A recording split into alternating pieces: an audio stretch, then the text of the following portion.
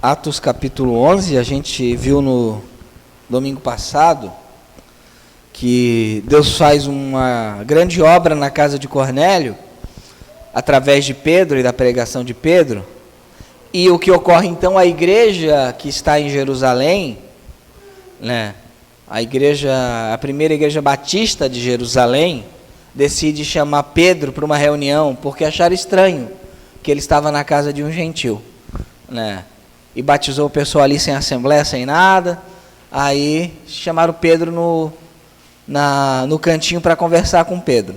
Então a gente vai ver primeiramente do versículo 1 ao 18, do capítulo 11. Diz o seguinte: E ouviram os apóstolos e os irmãos que estavam na Judéia, que também os gentios tinham recebido a palavra de Deus.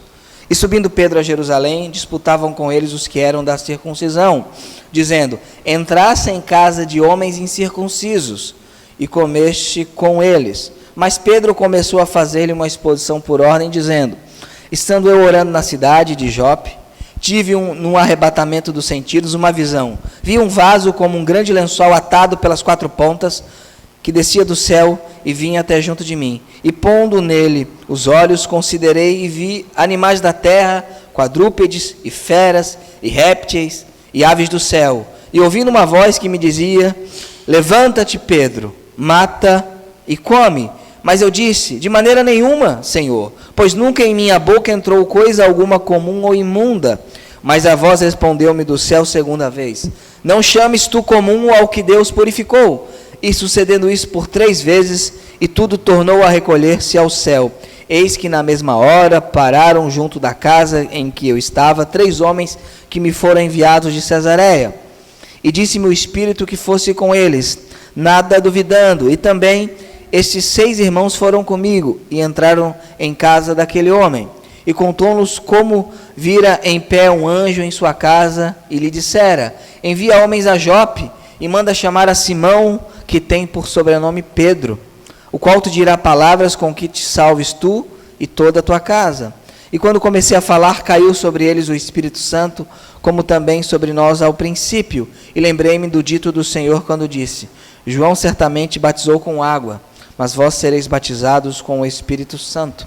Portanto, se Deus lhe deu o mesmo dom que a nós, quando havemos crido no Senhor Jesus, quem então era eu para que pudesse resistir a Deus? E ouvindo estas coisas, apazigaram-se e glorificaram a Deus, dizendo: Na verdade, até aos gentios deu Deus o arrependimento para a vida. Temos aqui então um fato interessante. Pedro prega o Evangelho, Pedro fala do Evangelho a Cornélio, e a todos que estavam na casa de Cornélio, eles ouviram a palavra que acua, eles ouviram com entendimento, receberam ao Senhor, receberam o Espírito Santo, foi evidenciado através do dom de falar em outras línguas, em outros idiomas. Os judeus viram isso, os judeus estavam com Pedro, então eles foram batizados nas águas como Jesus ordenou. Só que ocorreu que os apóstolos que ficaram em Jerusalém e também os irmãos, a liderança da igreja que estavam lá na Judéia, na igreja local em Jerusalém, achou estranho. E o que eles fazem? Eles começam a discutir com Pedro. Não todo mundo, mas o grupo da circuncisão. O verso 2, né, fala que os que eram da circuncisão estavam disputando, discutindo, redarguindo Pedro, pelo motivo que Pedro foi comer com homens incircuncisos. Imagine batizar. Você não podia nem comer com um homem que não era circuncidado. O que era esse grupo da circuncisão? Como já foi falado algumas vezes aqui, era um grupo de judeus crentes em Jesus, que acreditavam que era necessário você se circuncidar para abraçar a fé.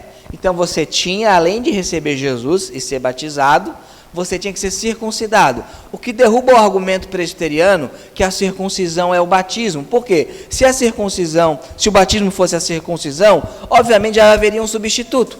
Eles não estariam pedindo para ele se circuncidar. Logo, a circuncisão não é o batismo. Então o que ocorre aqui? Ocorre uma disputa. Pedro, como é que você vai e come na casa de homens circuncisos e você entra na casa deles? Aí Pedro tem que se explicar. Olha que interessante, a igreja acabou de nascer, né? Na verdade passou aqui, se não me engano, 11 anos, na verdade até o Pentecostes, então, mas é uma igreja jovem. Eles estão 11 anos ainda debatendo se era para ir para os gentios. Quando o que Jesus falou? Para pregar o evangelho para quem? Para toda criatura. Então estão 11 anos debatendo a ordem clara de Jesus. Passa-se mais ou menos 11 anos. Né? Então a gente acha que está tudo ocorrendo de um lado para o outro. Não. Paulo deve ter ficado lá exilado em Tarso, que Paulo estava criando confusão quando estava pregando o evangelho, uns 9 anos sozinho lá em Tarso, coitado. A gente nem vê se houve ou não uma igreja plantada em Tarso, a gente nem sabe. Então ocorre isso daqui, e Pedro tem que fazer uma exposição da visão que ele teve. E ele fala uma coisa no verso 7. A voz diz para Pedro o seguinte: levanta, mata e come, porque não chames tu comum o que Deus purificou. O que a visão queria dizer, relembrando o estudo passado, queria dizer o seguinte: se nenhum animal é impuro, imagine pessoas. Então não é que está dizendo que animais são impuros e pessoas não, é o oposto.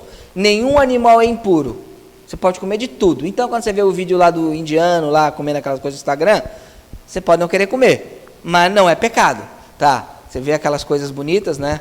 Que o Alailson comeria, né, Alailson? Não, também não? Bombeiro tem que comer essas coisas, né? Aquelas coisinhas, não é pecado. Se nem isso é pecado, imagine pessoas impuras. Então, existem pessoas impuras? Não existe. É isso que a visão disse para Pedro quando Jesus já tinha dito. Né? Precisou de um upgrade. Né? E, quando eles ouviram isso, olha o que Pedro fala aqui no versículo 14. O qual te dirá palavras com que te salves tu e toda a tua casa, a Cornélio. Significa que Cornélio não era salvo. Os calvinistas falam o seguinte: não, Cornélio já era regenerado, por isso que ele estava buscando a Deus, porque que eles entendem, para que você busque ao Senhor, você tem que ser regenerado. Cornélio não era regenerado e estava buscando a Deus. Então isso causa um problema na teologia deles. Mas aqui fala que ele não era salvo ainda, até ouvir, porque a fé vem pelo ouvir a palavra de Deus. E a salvação é por meio da fé. Então Cornélio não era salvo, ele é salvo. E aqui Pedro vai dar o argumento de Minerva para os judaizantes. E quando comecei a falar, caiu sobre eles o Espírito Santo, como também sobre nós ao princípio. Aqui é um ponto importante, muito importante. Cornélio, ele fala em outros idiomas, porque ele teve a mesma experiência de Atos 2. Pedro fala, o que ocorreu conosco, em Atos 2, que é o padrão geral, naquele momento, ocorreu com Cornélio. E eu me lembrei do dito do Senhor quando disse, João certamente batizou com água, mas vós sereis batizados com o Espírito Santo. E aqui temos uma pequena confusão entre os segmentos cristãos. Viu? Cornélio foi batizado com o Espírito Santo e falou em línguas. É verdade. É verdade. Mas olha que interessante, o verso 17. Portanto, se Deus deu o mesmo dom que a nós, quando havemos crido. Então, o batismo com o Espírito Santo se dá quando havemos crido. Se embora seja verdade que em Atos 2, aqueles 120 falam em línguas quando creem, ou na verdade eles já tinham crido, mas é um período de transição, qual é o nosso padrão? É os 3.000. Os 3.000 que foram convertidos posteriormente à pregação de Pedro. A Bíblia relata que esses 3.000 falaram em línguas, mas obviamente eles receberam o Espírito Santo. Por quê? Porque eles creram. Então o batismo com o Espírito Santo se dá em que momento? Num momento subsequente à conversão ou na conversão? Na conversão. Então é um erro gigantesco você dizer que o batismo com o Espírito Santo se dá somente num período posterior ao quando você fala em línguas. Que na verdade aqui eles falaram em outros idiomas. Né? Por quê? Porque aqui está dizendo o seguinte.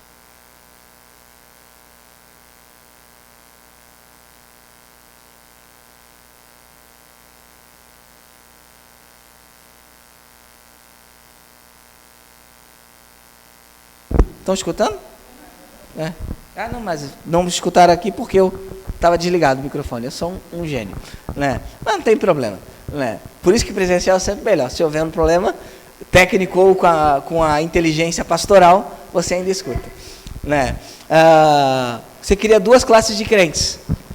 Um grupo que é batizado com o Espírito Santo e um grupo que não é batizado com o Espírito Santo. Embora neguem, você vai ter um grupo que é superior e outro grupo que é inferior. Algumas denominações, você não pode ser pastor se você não falar ou não praticar o que eles chamam de dom de línguas. Por quê? Porque você teria que ser batizado com o Espírito Santo. Então, o que você está fazendo quando você diz que o batismo com o Espírito Santo é subsequente à conversão? Você está criando na igreja um muro de separação entre os espirituais, os batizados com o Espírito Santo, e os não batizados. Quando a Bíblia afirma claramente que o batismo com o Espírito Santo se dá quando havemos crido no Senhor. E aqui Pedro fala, olha, se Deus deu o Espírito Santo para eles, quem sou eu para resistir? Outro ponto importante aqui. A Igreja Católica, por isso é bom a exposição de texto, afirma que Pedro foi o primeiro Papa, correto? E na teologia católica, o Papa ele é infalível. Quando o Papa fala ex-cátedra como Papa, como Bispo de Roma, ele não erra. E todo mundo tem que submeter, correto? Se Pedro fosse o primeiro Papa, e chamar o Papa assim no canto para pedir explicação? E Pedro tem que dar uma explicação longa, e Pedro fala, olha, quem sou eu para resistir se o Espírito Santo foi derramado sobre os gentios? Isso não é a linguagem de alguém que é infalível. É a linguagem de alguém que fala, olha, eu sou um servo e eu fiz aquilo que Deus mandou. E ele tem que se explicar para a igreja. Logo, alguém já viu aqui o Papa se explicando para a igreja? Não, o Papa faz o que quer, porque na cabeça deles o Papa é infalível quando fala como Papa, né? E quando ele erra, ele não falou como Papa. Isso é interessante. Então, você nunca vai... aqui o Papa errou. Não, mas aqui ele não falou como Papa. Né? Aí, eu também, eu nunca erro quando falo com pastor. Quando eu errei, é porque eu não estava falando com pastor. Aí é fácil. Né? Mas olha que interessante aqui. Vamos abrir lá em 1 Coríntios 12, 13. Estão entendendo aqui a questão do batismo com o Espírito Santo? O próprio texto de Atos derruba a ideia pentecostal que o batismo com o Espírito Santo é uma experiência subsequente à conversão.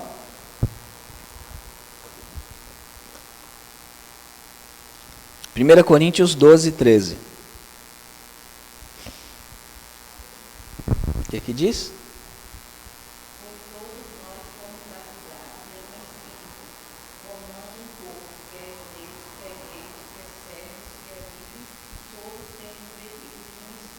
Exatamente, todos nós fomos batizados em um espírito e todos nós formamos um corpo. Aqui ninguém vai traduzir por um espírito, as duas traduções são possíveis, só que em um é melhor. Por quê? Porque todo caso tem batismo, você tem o batizador.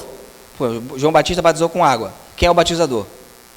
João Batista. Você tem o objeto, o elemento, que é a água, e você tem o grupo, que é os crentes, ou as pessoas que foram a ele confessando os pecados. Jesus Cristo batiza com o Espírito Santo os crentes. Você tem o batizador, Jesus, o elemento, o Espírito, e quem? Os crentes são batizados. Se você falar que é o batismo do Espírito Santo, que o Espírito Santo batiza, você tem um problema. Porque o que os pentecostais falam? Não, em 1 Coríntios, não é o batismo com, é o batismo do Espírito. Né? Que aí é o Espírito Santo que batiza, né, no corpo. Aí você tem um problema. Por quê? Você tem o batizador, que é o Espírito, seria o Espírito, correto? Você tem o grupo, que seria os crentes. Mas qual é o elemento? O Espírito Santo batiza com o quê? Com ele mesmo? Não. Então não é batismo pelo Espírito, é batismo no ou com. Agora, se você voltar para Atos capítulo 11, você vai ver algo interessante. O verso 18. E ouvindo estas coisas, apaziguaram-se e glorificaram a Deus, dizendo, na verdade, até os gentios, Deus deu o arrependimento para a vida. Ele está ligando aqui o batismo com o Espírito Santo ao quê? Ao arrependimento. Então, o batismo com o Espírito Santo se dá no momento que você se arrepende de seus pecados. Não precisa você falar glória, glória, glória bem rápido para ser batizado com o Espírito Santo. Não precisa disso. Né? Isso é um erro. Os pentecostais vão dizer o seguinte, não, mas existem pessoas anteriores aos pentecostais que criam que o batismo com o Espírito Santo é uma bênção subsequente à conversão. Realmente, John Wesley cria nisso, mas ele não cria que era falar em línguas, ele cria que você recebia uma capacidade para amar perfeitamente e viver a perfeição cristã. Você amaria a Deus de maneira perfeita e o próximo de maneira perfeita. Mas o próprio Wesley admite que ele não chegou nesse estágio. Aliás, eu não conheço ninguém que chegou nesse estágio. Os discípulos de Wesley dizem que chegaram. O próprio Wesley falou que não chegou. Né? Então não conheço ninguém. Então é também uma ideia errônea. Então o batismo com o Espírito Santo se dá quando Deus te dá o arrependimento para a vida. Por isso que lá em Mateus capítulo 3, vamos abrir? Mateus 3.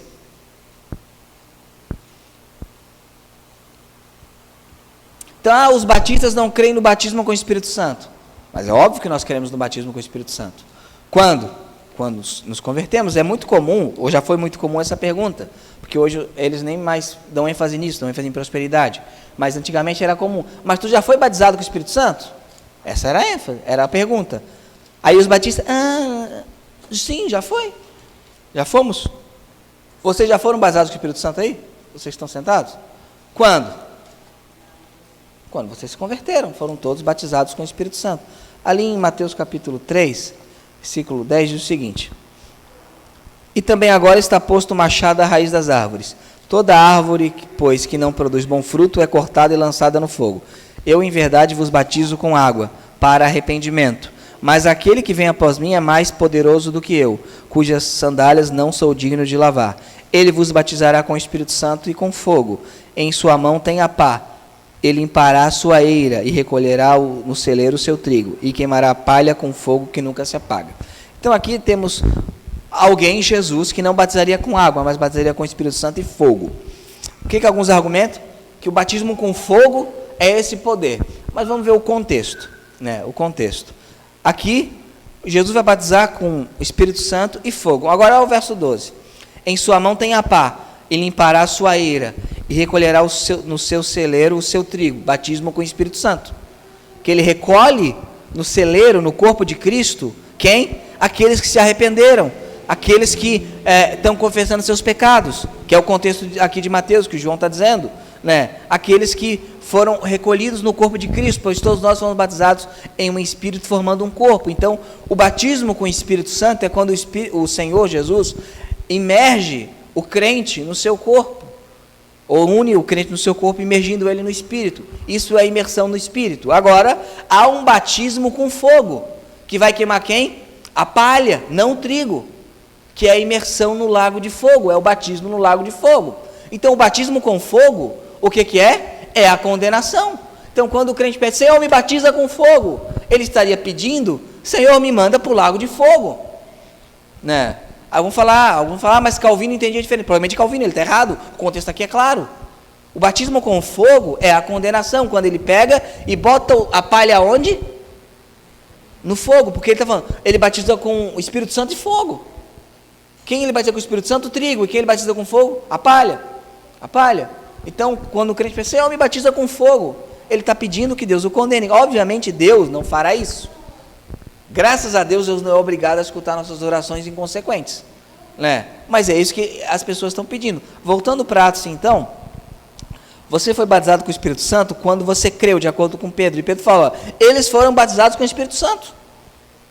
Eles foram batizados com o Espírito Santo, a evidência ali foi externa para convencer os judeus, mas eles foram, eu não posso negar água àqueles que foram batizados com o Espírito Santo. E aqui tem um ponto importante aqui. Pedro tinha autoridade para negar água às pessoas que de fato deram evidências de conversão e regeneração? Não. Agora, quantas pessoas se dizem convertidas, se dizem arrependidas e negam a si mesmo o batismo e não querem se batizar? Isso é um erro grave, o batismo não salva, só que, como alguém que de fato creu no Senhor, nega a si mesmo o batismo, nega a si mesmo água para o batismo quando é uma ordem do Senhor? Não pode. Por isso que eu não pressiono ninguém aqui, quando se converter, então por que ele não vai te batizar? Eu quase não faço isso, né? Eu vou te jogar na piscina, né? Eu não fiz isso contigo, né, Jean?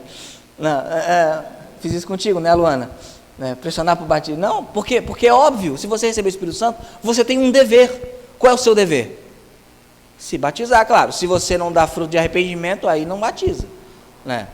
Ok? Entenderam aqui a primeira parte do texto? Então, Pedro se explica e mostra que eles receberam o Espírito Santo na hora que creram. Ok? Agora o texto continua. Uma outra perícope. Verso 19. E os que foram dispersos pela perseguição que sucedeu por causa de Estevão, caminharam até a Fenícia, Chipre e Antioquia, não anunciando a ninguém a palavra, senão somente aos judeus. E havia entre eles alguns homens síprios e sirenenses, os quais, entrando em Antioquia, falaram aos gregos, anunciando o Senhor Jesus. E a mão do Senhor era com eles, e grande número creu e se converteu ao Senhor. E chegou a fama dessas coisas aos ouvidos da igreja que estava em Jerusalém, e enviaram Barnabé a Antioquia, a qual, quando chegou, viu a graça de Deus, se alegrou e exortou a todos que permanecessem no Senhor com um propósito de coração, porque era homem de bem, cheio do Espírito Santo e de fé, e muita gente se uniu ao Senhor. E partiu Barnabé para Tarso a buscar Saulo, e achando-o, conduziu para Antioquia.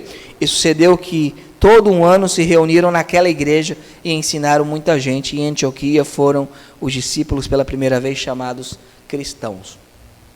Aqui umas coisas interessantes. Houve a perseguição, todo mundo foi disperso, menos os apóstolos, e tiveram que sair, né? E os crentes chegaram a Fenícia, Chipre e Antioquia. Não anunciaram a ninguém a palavra. Eles anunciavam a palavra para quem? Verso 19, aos judeus. Então a pregação ali era na língua dos judeus, ou talvez em grego, para os judeus de falar grego. Mas o fato é que eles não estavam pregando o evangelho a toda a criatura. Eles escolheram um grupo para pregar. Isso acontece, né? Quantas igrejas? Nós pregamos para surfistas. Nós pregamos para isso, para aquilo outro. Não que seja errado você no ambiente de praia, obviamente você vai ter um grupo maior de tal grupo. Agora, a pregação tem que ser para um grupo só?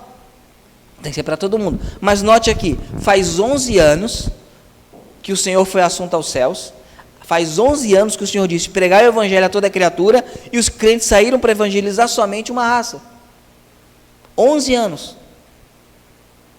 A igreja é muito desobediente hoje, mas antigamente também era. Deus tem muita paciência. E se você pegar Israel, a coisa é pior ainda. No Antigo Testamento é pior ainda, né? Então estão pregando somente para judeus. Agora, havia um grupo de crentes no verso 20, cíprios e sirenenses, né? O pessoal da Cípria, de Cirene, a qual entraram em Antioquia e cometeram algo estranho. Eles falaram para quem? Para os gregos, para os gentios. Mas Cornélio tinha sido convertido. Mas Deus teve que mandar Pedro falar para um gentil. E Deus mandou Pedro falar para um gentil, ele falou. Mas era território de Israel, agora chegaram no território, lá Antioquia da Síria, território gentílico. E eles cometeram algo inédito na igreja. 11 anos depois, que era o quê? Falar o evangelho para quem não era judeu. A igreja continuava só durante 11 anos. Vamos falar. Não, tu é gerente, tu não. Tu é judeu, eu vou falar. E os judeus, a boa parte deles, não aceitavam o evangelho. Então, algo inédito aconteceu pela primeira vez na história. Cometeram a loucura de falar o evangelho para toda criatura. Depois de 11 anos. Né? Depois de 11 anos. E falaram o evangelho aos gregos. E qual foi a resposta do Senhor quando isso ocorreu? Verso 21. E a mão do Senhor era com eles. Eu imagino, quem escreveu isso aqui foi Lucas. Lucas é gentil. Lucas é inspirado pelo Espírito Santo, mas se fosse da carne ia falar, e finalmente entenderam, né? Porque Lucas era gentil. E a mão do Senhor era com eles. E grande número se converteu ao Senhor. Só que ocorreu um negócio. E chegou a fama dessas coisas aos ouvidos da igreja que estava em Jerusalém. Peraí, tem gentil? Tem uma igreja em Antioquia? A de judeus? Não, de gentil. Como assim de gentil? É que esse negócio está virando bagunça.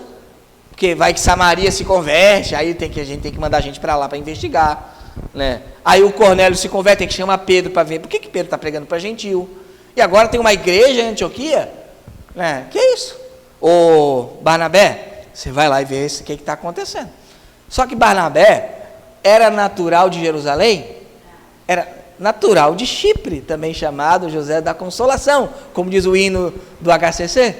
Barnabé era um judeu cristão, mas um judeu helenístico, um judeu grego, né? E Barnabé se empolga em enviar o Barnabé a Antioquia. O Espírito Santo conduziu para que eles enviem Barnabé para conduzir a festa lá. E Barnabé vai. E quando chegou, viu a graça de Deus. Oh, que legal isso aí, né? E se alegrou. E o que ele fez? Exortou que eles se circuncidassem? Não, permaneçam no Senhor com esse propósito que vocês têm, né? Por quê? Porque era um homem de bem e cheio do Espírito Santo e de fé.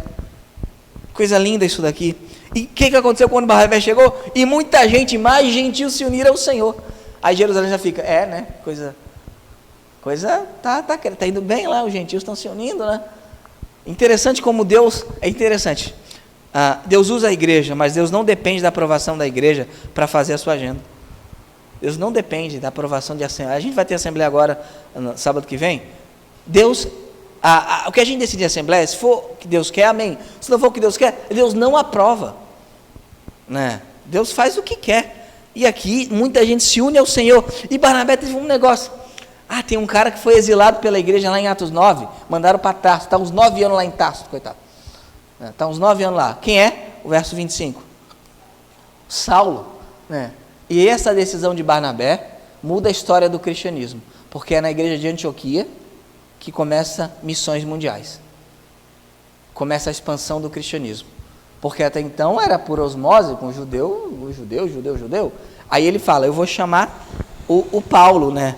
Vou buscar lá o Saulo. E achando-o, conduziu para Antioquia. A gente não tem nenhuma informação de uma igreja formada em Tarso, nada relevante formado em Tarso. Paulo ficou 9 anos no ostracismo. Por quê? Porque a pregação dele era muito ousada, e o pessoal mandou ele lá para Tarso, para não dar confusão em Jerusalém. Porque a gente já queria matar Paulo, porque Paulo pregava o que acontecia, as pessoas queriam matá-lo. Não sei porquê, né? Era o que acontecia, né? Ele fica 9 anos lá, no ostracismo. Será? Mas Jesus me chamou pessoalmente, eu estou aqui 9 anos parado aqui, não acontece nada, né? Aí eu vejo o famoso se convertendo, o cara já quer ser o Shed. 9 anos Deus tratando com Paulo, tratando o coração de Paulo. Talvez nesse período, Paulo tenha ido para a Arábia, voltado, aí teve aquela visão do paraíso, a gente não sabe, mas 9 anos lá, para os olhos do mundo, ele era insignificante. 9 anos lá, coitado, a igreja perdendo um potencial gigante, mas estava lá, e propósito de Deus para isso. Aí no momento certo, aí Deus chama Paulo para esse trabalho, através de Barnabé. Barnabé é o maior discipulador da Bíblia, na minha opinião, depois de Jesus. Por quê? Porque ele pega Paulo lá em Atos 9, quando ninguém queria. E depois a igreja meio que faz uma votação, manda Paulo como missionário sozinho lá para Tarso, para não incomodar ninguém. Aí ele pega Paulo de novo, e aqui Paulo se torna Paulo. Agora, teve um cara chamado João Marcos. O João Marcos, sobrinho de Barnabé, ele começa em missão com Barnabé e Paulo, e ele não aguenta o tranco, ele decide voltar. Aí depois ele está um pouquinho mais experiente, fala, agora eu quero ir. Paulo faz o quê? Não vai, não é justo aquele que nos abandonou agora querer tomar parte nesse ministério. E Barnabé fecha o pau com Paulo. E Lucas fala, e não tiveram não pouca contenda, que é um eufemismo para brigaram pra caramba. E nunca mais Paulo e Barnabé andam juntos. Mas ele pega Marcos, discipula Marcos, trabalha com Marcos escreve o evangelho, e no final da vida Paulo velho fala, chama Marcos, que é muito útil para mim no ministério. Barnabé é um grande discipulador. E Barnabé se torna menor na história que Marcos e Paulo. Mas é assim que Deus faz, né? E eles estão lá, e sucedeu que todo um ano se reuniram naquela igreja e ensinaram muita gente. Em Antioquia foram os discípulos pela primeira vez chamados cristãos. E a gente vai encerrar por aqui, mas tem duas referências, não precisa abrir, mas 2 referências do nome cristão no Novo Testamento, além dessa, Atos 26, 28 e 1 Pedro 4, 16, né? A ideia de cristão é aquele que, seguidor de Cristo, ou que se parece com Cristo, né? É como os herodianos que seguiam a Herodes. Existe um debate se é um nome que foi para elogiar, ou que é um nome jocoso. Eu sou da opinião que é um nome jocoso, porque na história do cristianismo, os nomes dados aos grupos fiéis são nomes jocosos. Por exemplo, quando você chama Anabatista, né? Ana é um prefixo de negação, aquele que nega o batismo, ou o rebatizador. É um nome jocoso. A primeira igreja batista de Londres, sabe como é que era chamada? Igreja dos Irmãos Batizados, era só isso. Quem chamou de os batistas foram os inimigos, né? Então, na história da igreja, você tem os cátaros, aqueles que são puros, os que se acham puros. Você tem os puritanos, são nomes jocosos. Então, o nome dado a nós foi um nome jocoso. O nome que nós nos damos foi os do caminho. O nome que os outros deram foi cristãos. E pegou, né? E pegou. Assim como Ana Batista pegou, como Batista pegou. A gente não, vamos criar uma igreja batista. Não ocorreu isso. Era um grupo de cristãos que queriam fazer aquilo que era certo. E os outros chamavam os batistas. Ocorreu também a mesma maneira. Então, naquela igreja, pela primeira vez, os discípulos foram chamados cristãos. A gente deve muito a Antioquia. O nosso cristianismo é um cristianismo antioquiano, ok? É um cristianismo gentílico. Aliás, o texto Receptus, o texto da CEF da King James, é o texto bizantino, o texto que vem da onde? De Antioquia. Então a gente usa muito, bebe muito dessa igreja, que foi, na minha opinião, a igreja que suplanta Jerusalém. E se era para a fé cristã ter uma capital, não era para ser Roma nem Jerusalém. Era para ser Antioquia, tá? Por isso que a patriarca de Antioquia não submete ao Papa até hoje, tem uma briga também entre os dois, né? Então que a gente possa ter essa visão aqui, que Barnabé teve, né? Que esses irmãos anônimos tiveram. Eu vou pregar para quem? Eu vou pregar para todo mundo, porque o capítulo começa com explicação de Pedro, porque pregou para uma pessoa, e ele termina com uma cidade inteira sendo evangelizada, por cristãos anônimos. Não precisou de visão de Deus, eles só obedeceram o que já tinham ouvido de Jesus, amém? Vamos ficar em pé. Vocês que não são natural de Chipre, mas são bons e cheios do Espírito Santo, né? Que a gente possa ter esse mesmo propósito de Barnabé. Vamos orar. Senhor Deus e Pai, nós te louvamos, Senhor, pela Tua palavra, e que nós tenhamos, Senhor, a mesma motivação de Barnabé, Pai, e desses irmãos, Pai, que pregam o Evangelho a todo mundo, Senhor. Que os nossos preconceitos, Pai, que os nossos tradicionalismos, Deus, que não são bíblicos, Senhor, não impeçam o avanço do Evangelho e não nos impeçam de ouvir a Tua voz, Senhor. Que o Senhor esteja conosco e que nos ajude, Senhor, a sermos crentes parecidos com os crentes de Antioquia. Em nome de Jesus, amém.